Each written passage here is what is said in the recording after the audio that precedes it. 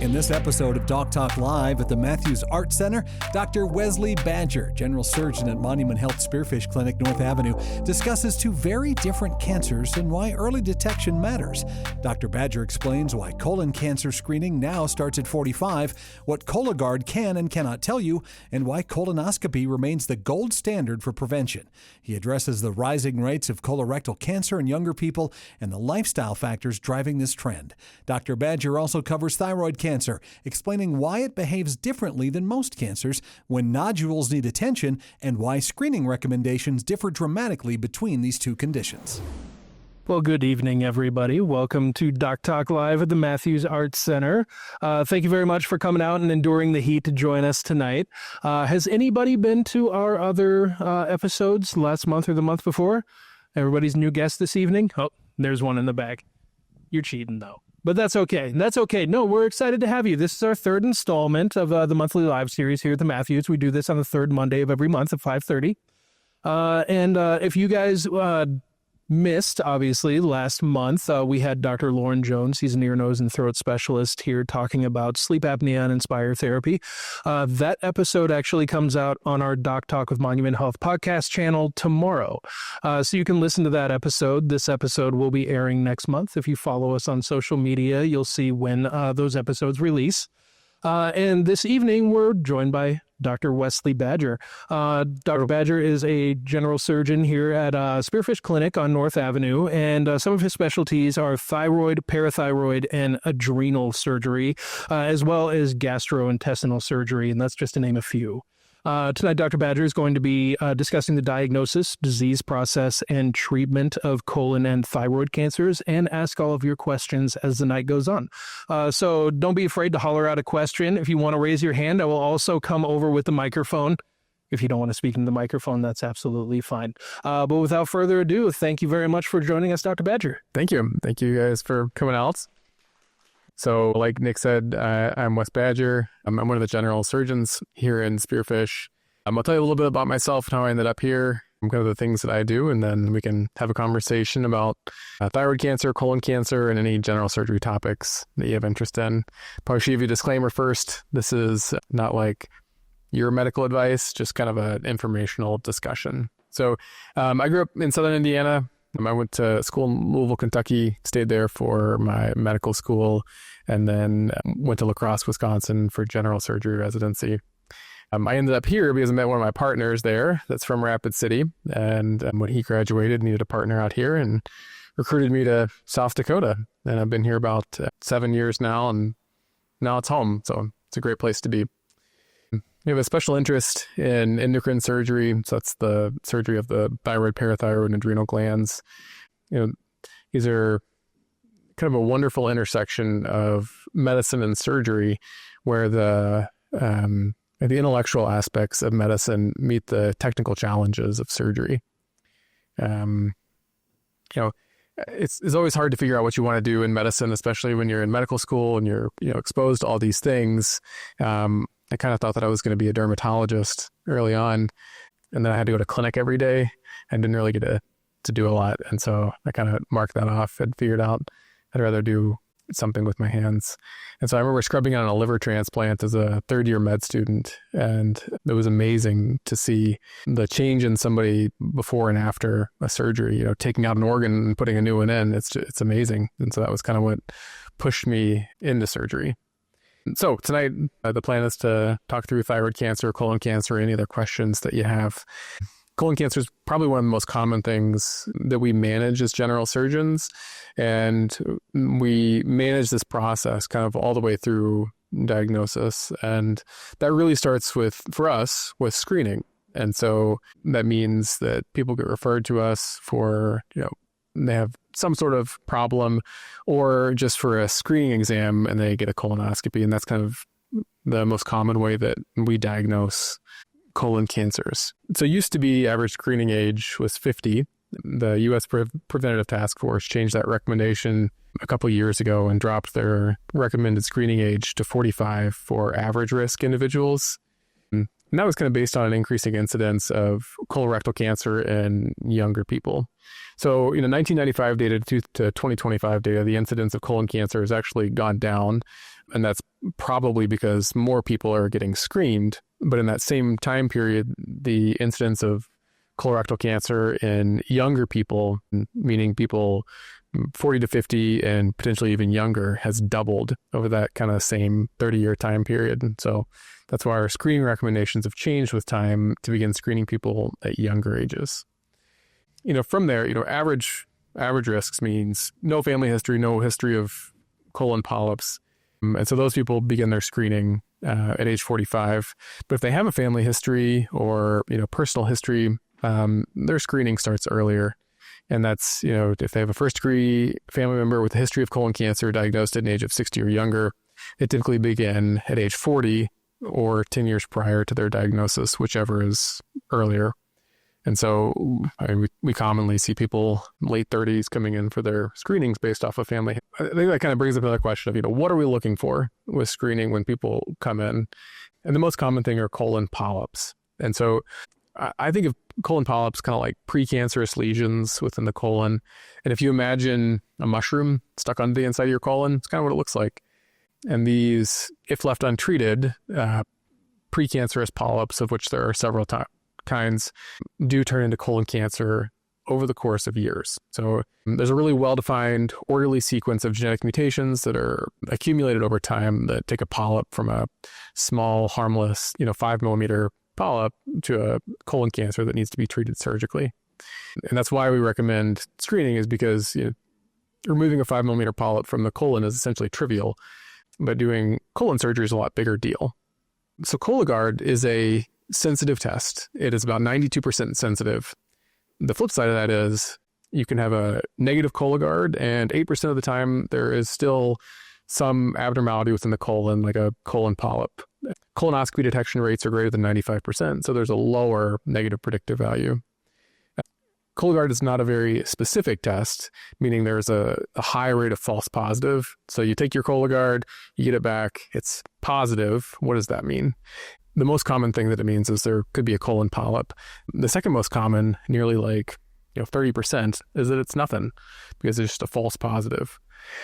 So the other side of that is people that get Cologuards that I see frequently, they're like, well, I had this abnormal result, and then they come in some months later and like, well, the abnormal result was positive. That means there's something there. And there's a pretty high percentage of people that never follow up after a positive Cologuard, and they're potentially ignoring, a colon polyp or even a colon cancer. So if you're like waffling between whether you want to do a screening or not, and you're just like, I'm not going to get a colonoscopy, Cologuard's a great test. But if you want the gold standard, colonoscopy is a great test for a couple of reasons. Besides the sensitivity and specificity, it is both diagnostic and therapeutic, meaning if we find something, there's a really high likelihood that we treat it at that time. And so if you have a positive Cologuard, you're coming back to see us anyway for a therapeutic intervention. The other part of that is, I feel like we frequently see people that are getting inappropriately screened with a Cologuard. And so to qualify, all the studies that were done say that you have to be average risk. And that means no family history of colon cancer, no personal history of polyps. So if you've had a previous colonoscopy, you had a precancerous polyp, you don't qualify for a Cologuard, because the studies did not include that population of people. So that's a long way of saying colonoscopy is still the gold standard, but if your decision is to do no screening or Cologuard, then you should certainly get a Cologuard. What gets you a 5-year follow-up? So follow-up recommendations after colonoscopy are based on a couple things. The first is really just history, right? So if you have one family member diagnosed with colon cancer or a really big polyp at an age of 60 or younger, you get to come back in 5 years, even if we don't find anything. If you have 2 first or second degree family members diagnosed at any age with colon cancer, you're still going to see me in 5 years. And then we make recommendations depending on what specifically we find. So those have kind of changed over the last couple of years. If you have precancerous polyps, depending on the specific pathologic diagnosis, like what the pathologist sees under the microscope, you're coming back in between 3 and 7 years. So if you made me guess, you had some polyps that they recommended.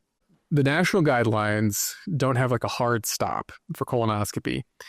The way it's written is that they say we individualize the recommendation for screening after age 75. And so if you're out running marathons, you're super healthy, and you want to do a screening exam, it's not an unreasonable thing. But you could also just say, I don't want any more colonoscopies after age 75. And that's a really reasonable thing. So we kind of individualize that discussion. If I see somebody they get scoped, they're 73, they have some type of pathology that's going to bring them back in 3 years, am I going to scope them at 76? Yeah, certainly. But if they get a scope at 75 and they have nothing, are we going to do a 10-year follow-up? Probably not. I think the biggest reason that we screen for colon cancer is because it is essentially asymptomatic until it's not. And so, any bleeding, anemia, changes in bowel movements, pencil thin stools, those are all concerning things that should prompt you to come into either your primary care doctor, GI, or surgery and have a discussion about those changes. And so we commonly see those people in clinic, and if those are all red flags to look out for. When I think of like red flags for colon cancer, we classically describe them as pencil thin stools, so really narrow stools, and that's change in the lumen or the inside diameter of the colon just because of a colon cancer is like slowly encroaching on it. And so if that is consistent over time, that's abnormal and should prompt you to do something about it. If you're a little constipated, you take some Miralax and things are better, it's kind of a different story. So there's a well-defined sequence that we go from adenoma, which are polyps, to carcinoma, and that total sequence on average is like a decade. So it's a long time. And so the idea is that if you have a 10-year screening interval, you have no polyps, no precancerous lesions, then the likelihood that you develop a cancer within that time period is low. There is always risk of development of those like interval cancers between screenings, but certainly a 5 to 10 year interval is reasonable for an average risk individual. Are there other cancers like you hear about, like breast cancer? You have to worry about others. Are there other types of cancer that you need to be concerned for colon cancer? Like there's other ones in your family? Yeah. So like, are there syndromes that are associated with colon cancer? There certainly are genetic syndromes that can be associated. We think of those in terms of like the polyposis syndromes. Somebody gets a colonoscopy and they have a carpet of polyps, or they have greater than 20 lifetime polyps. That kind of prompts us to refer them to genetics for evaluation for colon cancer polyposis syndromes. Our genetics really are changing over time. And so I think this is a combination of, one, the food that you eat. So there's an increasing amount of processed and ultra-processed food that we eat. There's an increasing amount of preservatives in our food. So nitrates are a well-known link to colon cancer. So we're increasingly consuming red meat, decreasing our consumption of fiber, fruits, and vegetables, and all those things are linked to increasing risks of colon cancer. And then, colon cancer is also associated with increasing risks of obesity, dyslipidemia, alcohol use, and tobacco use. And so there's a lot of these lifestyle and environmental factors that affect our rising rates of colon cancer, and especially among younger people. So people opt not to get a colonoscopy or just kind of go untreated. They want to, kind of play dumb towards it, for lack of a better term. What does that progress look like, for the progression of the cancer if it goes untreated? Yeah, so it's a dark question. So you decide to, you don't want screening, you have some sort of problem. How does late stage colon cancer show up to us? This can show up in a couple of ways. Typically with, the most common is probably anemia. People bleed from their colon cancers. They see bright red blood or dark blood in their stools. They come in anemic. If you imagine, the colon is just a pipe or a tube, and you have something growing inside of the lumen, that can cause an obstruction. So you can block off the lumen of that tube, things back up, and you develop distension, you feel terrible, you come in, and we figure this out. Those are the local consequences of colon cancer. You can also develop metastatic disease. At that point, it's kind of out of my hands as a surgeon, and that's more of a problem to be managed by oncology. But obstruction, bleeding, sometimes perforation, meaning the colon cancer grows through the wall of the colon and can freely perforate. Those are surgical emergencies to manage. They're also not subtle things, and so you typically know that something is happening before that happens. So depending on, the site, colon versus rectal cancers, they're treated very differently. And typically with colon cancer, while there is some data about neoadjuvant chemotherapy, typically surgery is upfront. Someone is diagnosed with a colon cancer and they get surgery to remove it and then reconnect that portion of the colon. From there, management depends on a couple things. One is their initial staging workup. So if they get a staging imaging study and they have evidence of potential metastatic disease, then we need tissue diagnosis of that, and that goes to oncology to manage. If someone sees me, they get their colon cancer out, we harvest lymph nodes at the time of surgery. And so those lymph nodes are contained within the blood supply of the colon. And the way that we do like an oncologic resection for colon cancer is we remove the lymph nodes that drain that section of colon. And then the pathologist examines those to ensure that there is no evidence of lymph node involvement. And so for stage 1 and 2 colon cancer, meaning node negative, there is really limited roles for adjuvant chemotherapy, so therapy after surgery. There are some high-risk features that would qualify people for clinical trial to get chemotherapy with a stage 2 colon cancer, but by and large, it's pretty uncommon. However, those people are still followed by oncology for survivorship, so they go to them for yearly imaging for labs, and then they return to us for colonoscopy for surveillance at 1, 3, and 5 years from diagnosis. So they're still followed by oncology, but for node-negative colon cancer, there's a really high likelihood that they don't need anything else done and that surgery is adequate therapy. And so that's the reason for surveillance. There is really no survival benefit so I'm not the chemotherapy expert because that, falls within the wheelhouse of oncology.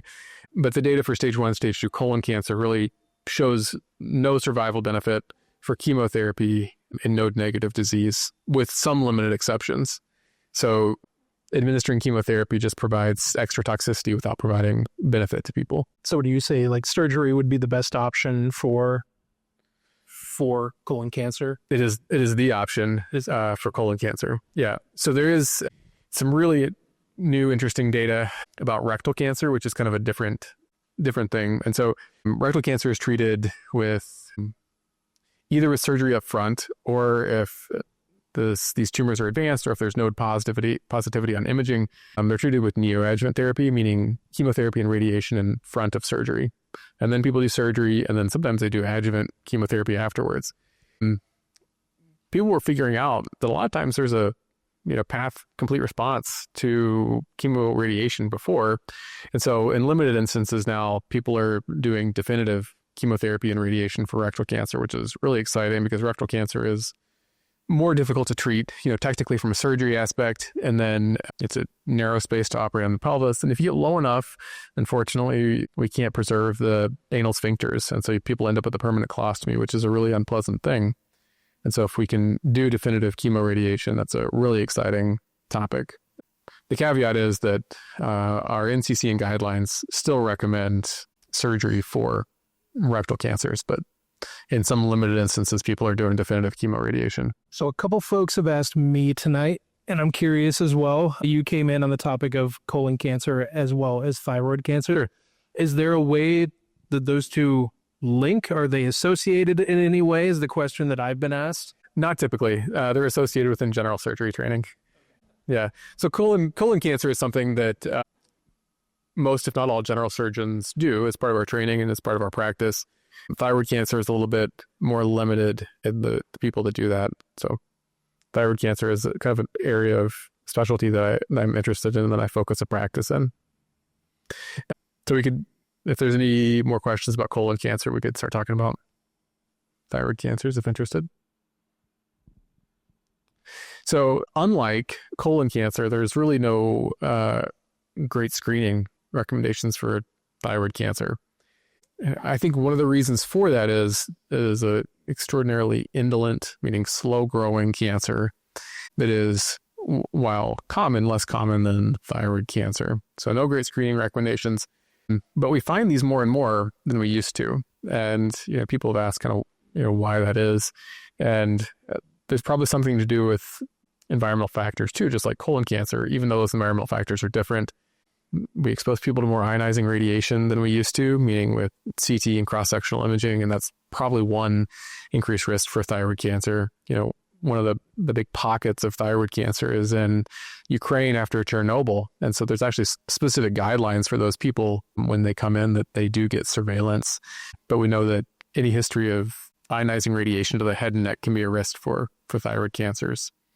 And the other is that we just image people more often, and so we find these. And so it's incredibly common that I see people in clinic for a biopsy of a thyroid nodule that they've gotten a CT for some other reason, meaning they had a car wreck, then they got a CT of their head and neck, and then they saw a thyroid nodule, and then they were referred to us for management. So typically, we ultrasound those nodules, we look at the ultrasound characteristics, and we have national criteria about when do those qualify for a biopsy or not, or if they just need to be followed for surveillance.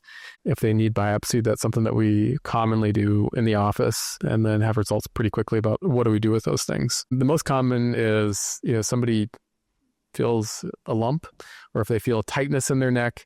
By that point, they typically have a pretty large nodule. It takes a nodule of 3 to 4 centimeters before somebody can, feel it or see it, depending on the location. Like anteriorly located nodules, sometimes people will see more commonly or feel more commonly. But most of these are just totally asymptomatic that people come in with. There are thyroid nodules that produce too much hormone. We call those hot nodules. And hot nodules are always benign. It doesn't mean that we don't need to do anything about them. Like a solitary toxic nodule is a really good indication that we should take it out. But malignant thyroid nodules really don't cause any change in lab evaluation of thyroid hormone. So thyroid cancers are very strange. They behave very much differently than colon cancers. And, for all comers, 5-year survival of thyroid cancer is on the order of like 98%. So it's really high.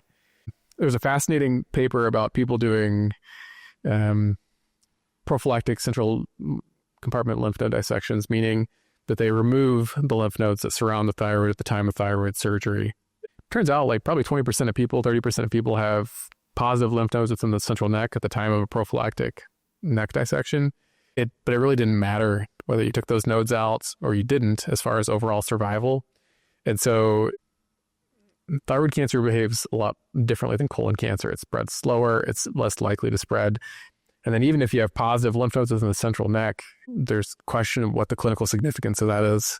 A lot of times those are taken care of by radioactive iodine. So if somebody comes to see me with a thyroid cancer and we talk about doing thyroid surgery, I don't necessarily do a lymph node dissection like we would for colon cancer if they're clinically node negative. There's, again, there's national guidelines about when we do that or when we don't. So the thyroid is this butterfly-shaped organ that drapes over the central neck that produces thyroid hormone and is responsible for the maintenance of metabolic functions throughout the body.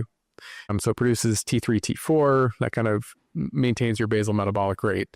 The parathyroid is essentially a neighbor. And so you have, on average, 4 parathyroid glands. They're about the size of a couple grains of rice put together, and they just live behind the thyroid.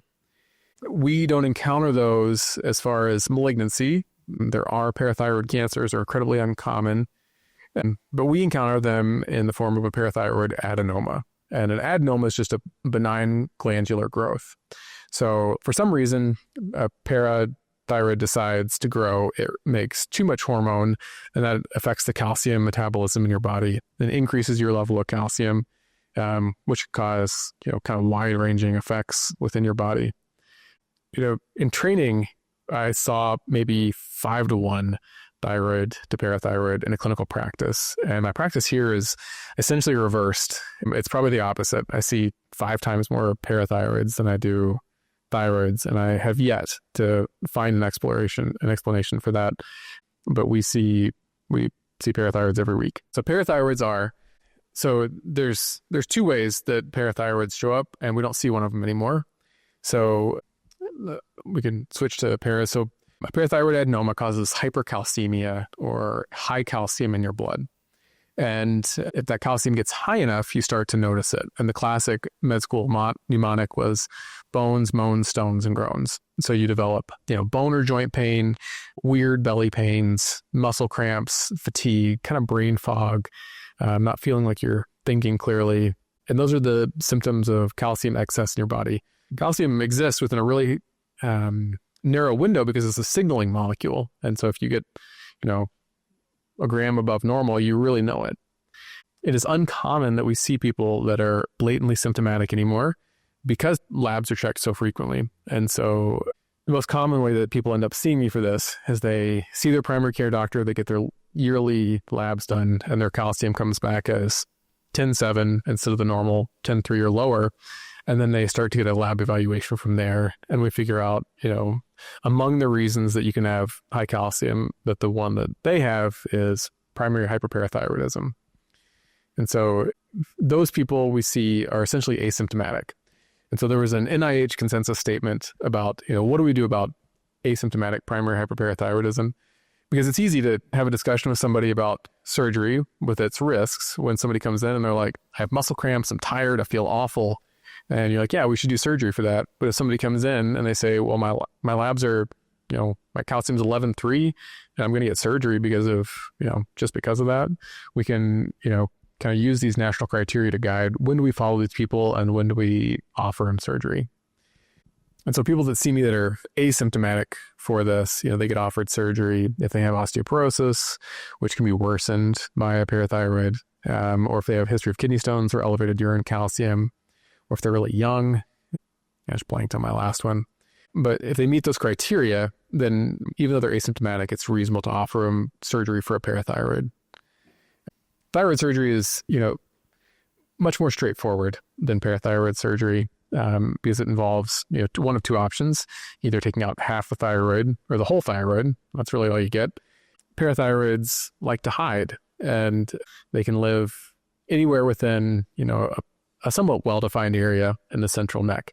And there's a significant amount of art that goes into parathyroid surgery. So if you're hypo or hyperthyroid, like you have the disease, does it put you at higher risk for thyroid cancer? Yeah, hyperthyroidism, for sure, no. Graves is hard because people that are hyperthyroid, they get treated with radioiodine. Their biopsy results become really difficult to interpret in the setting of previous ablation. So if you've had Graves, you've been ablated, and then you get a thyroid nodule, you're probably going to end up getting surgery because it's really hard to interpret what those results mean. But the actual question of, are you at increased risk for thyroid cancer is not necessarily. There are specific things that put you at risk, family history, male age, really old, really young people that come in with thyroid nodules, certain genetic syndromes, all those things kind of go into risk.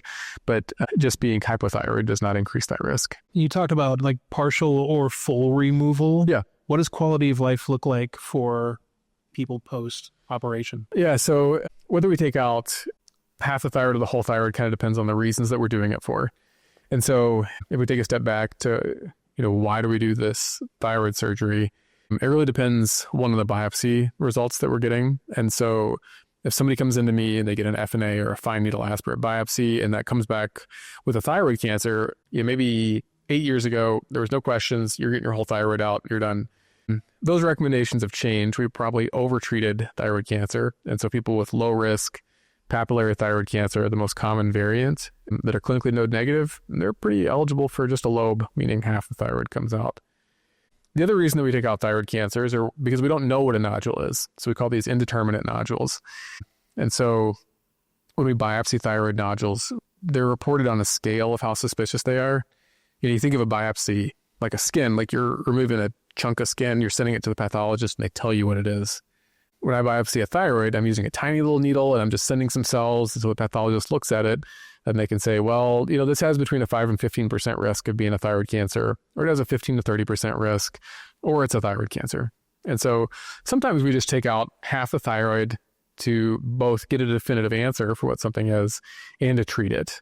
And so people that have half their thyroid out, if they are euthyroid before, meaning they have a functioning lobe, they're not taking thyroid hormone, they have about a 4 out of 5 chance of not needing hormone supplementation when we're done. Obviously, if somebody has their whole thyroid out, they need lifelong hormone supplementation. It's pretty easy to manage. It typically just means you take a pill in the morning, 20 minutes before you eat anything. And it takes us, some weeks to figure out an appropriate dose. So managing after either lobectomy or total thyroidectomy is pretty straightforward. And so with the recommended age of colon cancer being 45, with so many people being asymptomatic with thyroid cancer, is there a recommended age if you were at risk to start getting tested? Yeah, not really. So there are guidelines for specific genetic syndromes. I have to look those up every time because we don't see them and the geneticist sees them. So for like the average person, there are not guidelines for just screening ultrasounds. For people with genetic syndromes to put them at risk of thyroid cancer, there are those recommendations. So who would be most at risk? You talked about, like the people who live, near Chernobyl and everything, obviously, but for the average citizen, who should be wondering if they need to get tested? Yeah, nobody typically. If you're totally asymptomatic, you don't need to get a screening ultrasound for your thyroid. One of the basic tenets in medicine, I think, is don't ask questions you really don't need the information for. And so, if you get your thyroid ultrasound, you have some nodules, they're totally nothing, so we're going to follow them for 5 years when you would have been fine. So if you're totally asymptomatic, don't go looking for a screening ultrasound. But people that have had a history of ionizing head and neck radiation or a family history of thyroid cancer, it's reasonable to have that discussion. So post-thyroid cancer treatment? Yeah. So how long does that monitoring look? Yeah, so that monitoring is at least for 5 years with endocrinology. Monitoring is one of the reasons that people used to just do total thyroidectomies because it makes monitoring a lot easier. We monitor follow-up with thyroid cancer 2 ways. One is ultrasound. So we ultrasound the thyroid bed. We ensure there's no evidence of like structural recurrence. And the other is with lab work. So the thyroid makes a hormone called thyroglobulin that can be measured in the blood. And you can imagine if your thyroid's gone, your TG levels should be 0. And so they can be followed with endocrinology after a total thyroid. If you had a thyroid cancer, we took out half your thyroid, we left the other, you're going to still have some TG in your blood. And so monitoring becomes more complex. And that's kind of one of the reasons that people just used to do total thyroids. But that does add, surgical risk. And it does mean that you're relegated to lifelong hormone supplementation. So you mentioned that the rate of metastasis is very low and you follow with endocrinology. Do you ever see oncology at all after? Yeah. After papillary thyroid cancer, follicular thyroid cancer, Hürthle cells, the 99% of thyroid cancers, no. Oncology, you don't need chemotherapy. You don't need external beam radiation. For high-risk thyroid cancers that are node positive or that have had extrathyroidal extension, kind of these high-risk features, or that have had a lymph node dissection, endocrinology will treat those with radioactive iodine. And so they essentially a radioactive iodine pill that ablates any remaining thyroid tissue. But that's different than chemotherapy. There's an exception to that for anaplastic thyroid cancer. We think of thyroid cancers as these, slow-growing, indolent, well-behaved on the spectrum of cancers, but anaplastic thyroid cancer is kind of the exception to that. It's one of the most aggressive cancers that we know of, so much so that it's really not treated with surgery. If you're diagnosed with an anaplastic cancer, that's treated with a kind of multimodal approach of potentially surgery, potentially chemoradiation. What other questions do we have this evening? I have a question, and I might have missed it about the colorectal birth. If you have colon cancer and you take a section and the intestines out, we have to follow that with chemo or radiation. So radiation, not typically for colon cancer. And then for node negative colon cancers, surgery is adequate. By and large, for the most part, for people with stage 1, stage 2 colon cancer, they're not going to get chemotherapy, with some exception. So for colon cancers, if the sphincters are intact, the goal is to not ever have a permanent ostomy. For elective colon cancers, there are some things that increase the risk of a leak. And so one of the most feared complications of colorectal surgery is a leak. And so anytime that we cut and sew on the bowel and we hook a pipe back together, there's always a risk that pipe could leak. That risk is probably like 1 in 20 for all comers doing colon surgery. And a leak can look like a spectrum of disease. On the really mild end, people get an abscess or a pocket of pus next to the colon. We treat it with antibiotics, we put a drain into it, and that's the end of it. On the most severe end, there's a huge hole in that connection between the colon that we made. People are spilling stool into their belly. They get incredibly sick. We take them back to the operating room. We cut out that connection and bring the bowel up to the skin as an ostomy, not the desired outcome. And so in some people that have a pretty significant risk of a leak, we will temporarily divert them, meaning we bring the small bowel up to the skin as like a temporary diverting ostomy. We let that high risk hook up between the colon heal, and then we get rid of this ostomy at some later point.